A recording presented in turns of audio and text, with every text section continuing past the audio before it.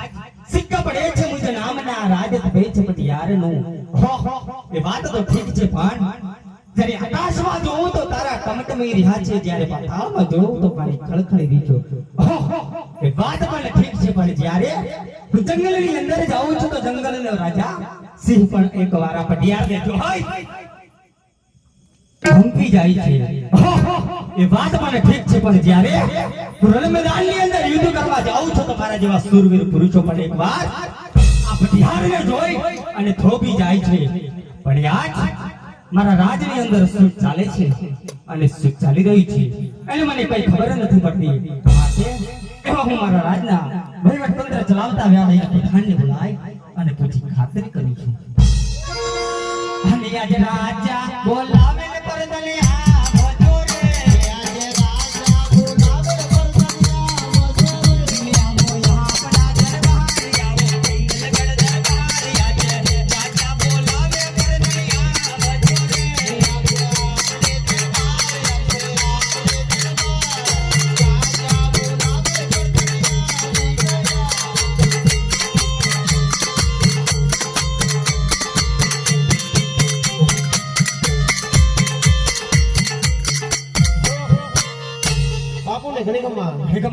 મને પ્રધાને શા માટે બોલાવ્યો? અરે પ્રધાનજી બાપુજી આપણા રાજ્યની અંદર શું ચાલે છે ને શું ચાલી રહ્યું છે? બાપુજી આપણા રાજ્યની અંદર એક તળાવ છે.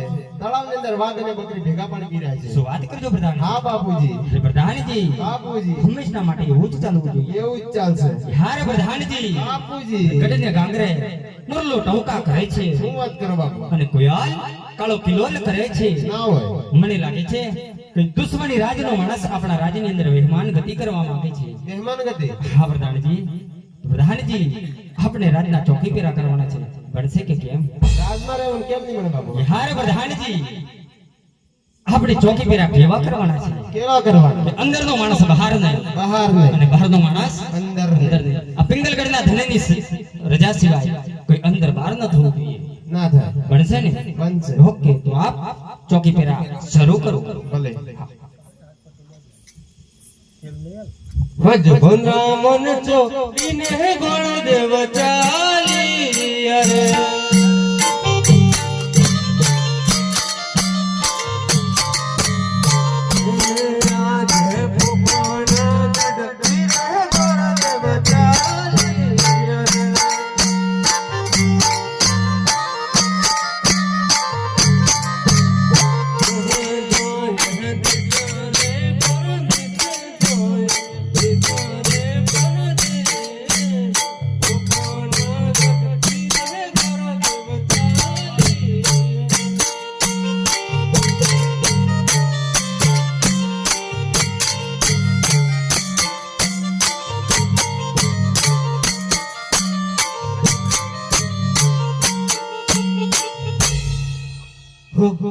ચાલી ચાલીને થાકી ગયો છું.